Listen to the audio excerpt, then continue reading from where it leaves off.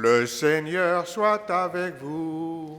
Et avec votre esprit. Évangile de Jésus-Christ selon saint Marc. Gloire à toi, Seigneur.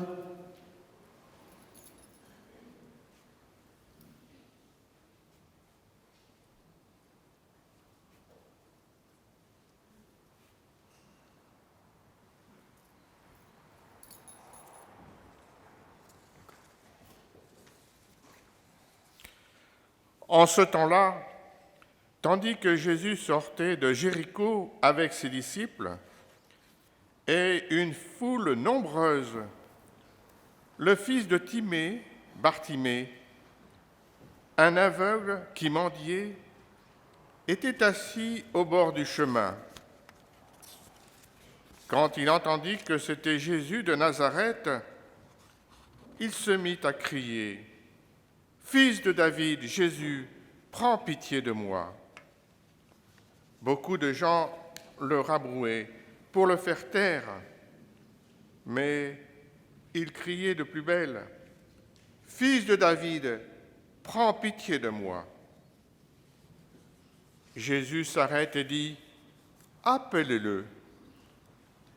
On appelle donc l'aveugle et on lui dit : « Confiance, lève-toi, il t'appelle. » L'aveugle jeta son manteau, bondit et courut vers Jésus. Prenant la parole, Jésus lui dit : « Que veux-tu que je fasse pour toi ?» L'aveugle dit : « Rabouni, que je retrouve la vue. » Et Jésus lui dit : « Va, ta foi t'a sauvé. » Aussitôt, l'homme retrouva la vue et il suivait Jésus sur le chemin. Acclamons la parole de Dieu. Louange à toi, Seigneur Jésus.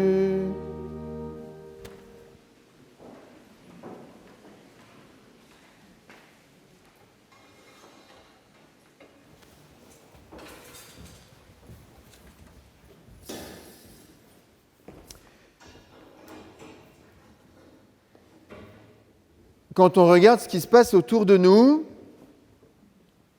quand nous découvrons que nous sommes un peu isolés dans la proclamation de notre foi chrétienne, que nous ne sommes pas les seuls à vouloir le bonheur des gens, et même quand on voit comment l'Église elle-même est marquée par le péché, nous pouvons douter du sens et de la légitimité de notre mission. Ces derniers temps, ça fait partie des choses que j'entends. Voilà, finalement, qui sommes-nous pour avoir la prétention que nous avons entre nos mains, si je puis dire, le salut des gens? Qui sommes-nous? Alors que que l'Église est marquée justement par ce péché, l'Église elle-même, elle qui tient un discours si bien structuré. Et alors nous doutons de notre légitimité, nous doutons de notre mission. Et je crois que les lectures d'aujourd'hui sont là pour nous fortifier. Vraiment. Elles sont là pour nous rappeler que nous n'avons pas à douter. Ce n'est pas parce que nous sommes tous pécheurs, que l'on vienne ou pas à la messe, que l'on soit très connu, très haut placé dans la structure de l'Église, nous sommes pécheurs. Voilà, c'est une réalité. Mais ce n'est pas parce que nous ne sommes pas pécheurs que nous avons été choisis. Et surtout, ce qu'il est bon de se rappeler, et nous l'avons entendu dans la première lecture, c'est Dieu lui-même qui nous a choisis. La lettre aux Hébreux parle du grand prêtre. Il réfléchit à partir du grand prêtre dans l'Ancien Testament, il réfléchit à partir du mystère du Christ. Et donc nous pouvons étendre ce raisonnement pour nous-mêmes. Par la grâce du baptême, nous savons que nous sommes grands prêtres choisis par Dieu. Choisis par Dieu. Notre légitimité à nous rassembler, notre légitimité à chanter la gloire de Dieu, elle nous est donnée par Dieu lui-même, confirmée par l'Église, d'accord. Objectivée par la grâce des sacrements, c'est vrai. Mais elle nous est d'abord donnée par Dieu lui-même.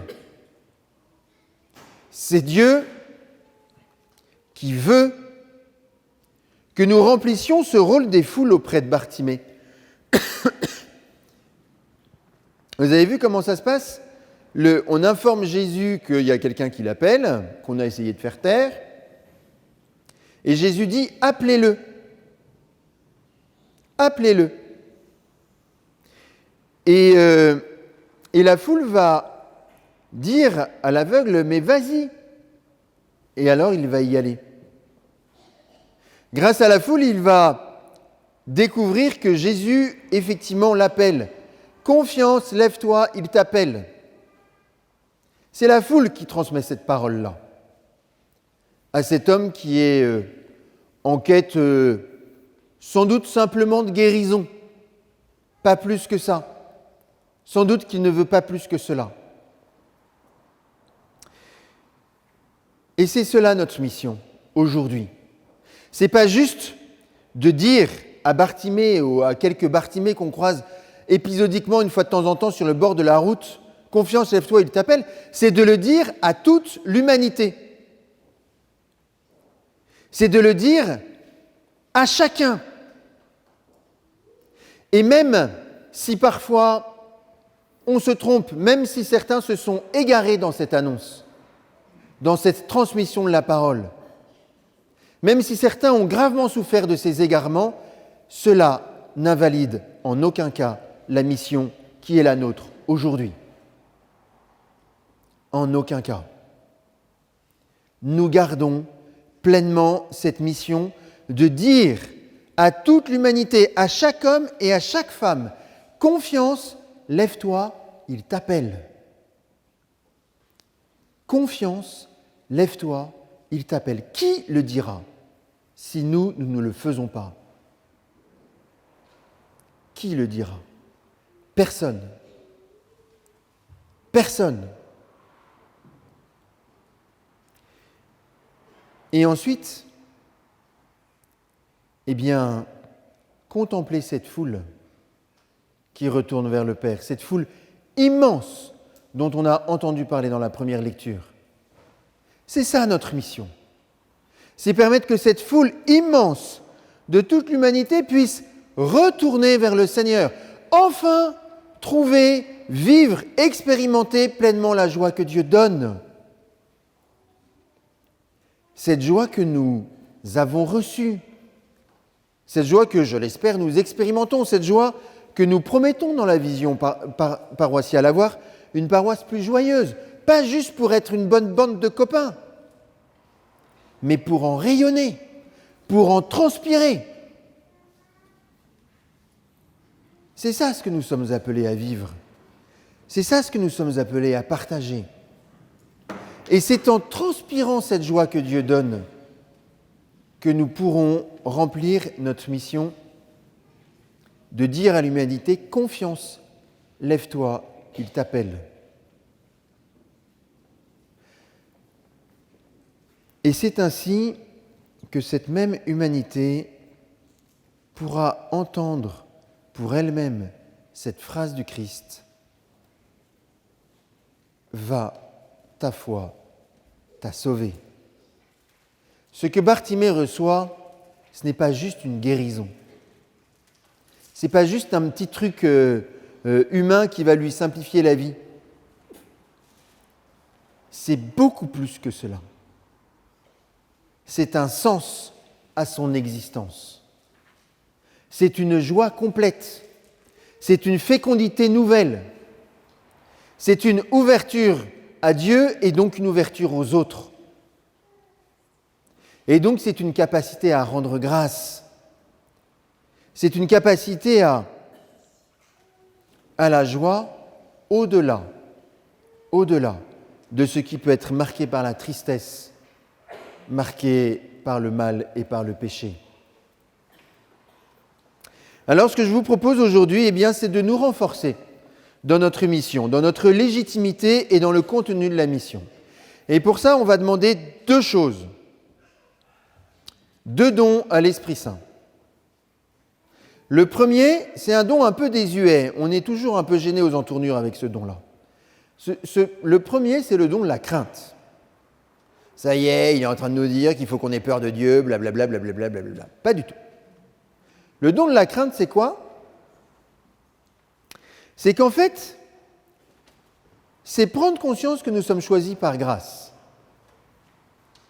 Nous ne sommes pas choisis parce que nous sommes bons. Nous sommes choisis par grâce, simplement. Et c'est Dieu et uniquement Dieu qui nous rend bons et qui nous fait grandir en bonté. Et nous ne méritons pas ce don. C'est une élection purement gratuite. Simplement. La crainte, le don de la crainte, c'est prendre conscience de la gratuité de l'élection. Que vraiment, si Dieu faisait ça au mérite, on serait tous hyper mal barrés. Vraiment tous. Donc le don de la crainte, de façon à ce que notre action de grâce soit authentique, qu'elle soit vraiment, qu'elle se purifie de tout intérêt, de toute imperfection, quoi. Et puis le deuxième don que je nous invite à demander, c'est le don de la force. Le péché, il fait douter. Le péché trouble. Le péché fragilise. Il égare. Le don de la force, c'est précisément que nous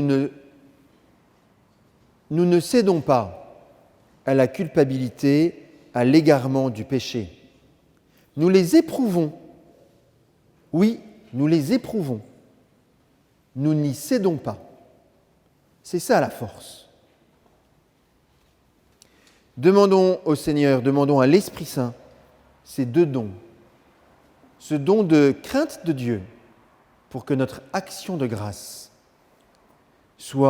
gagne en gratuité et ce don de force pour que nous ne cédions pas à ce qui nous trouble, à ce qui nous fait douter, et qu'avec une humilité toujours plus grande, nous continuons à oser annoncer à l'humanité « Confiance, lève-toi, il t'appelle ».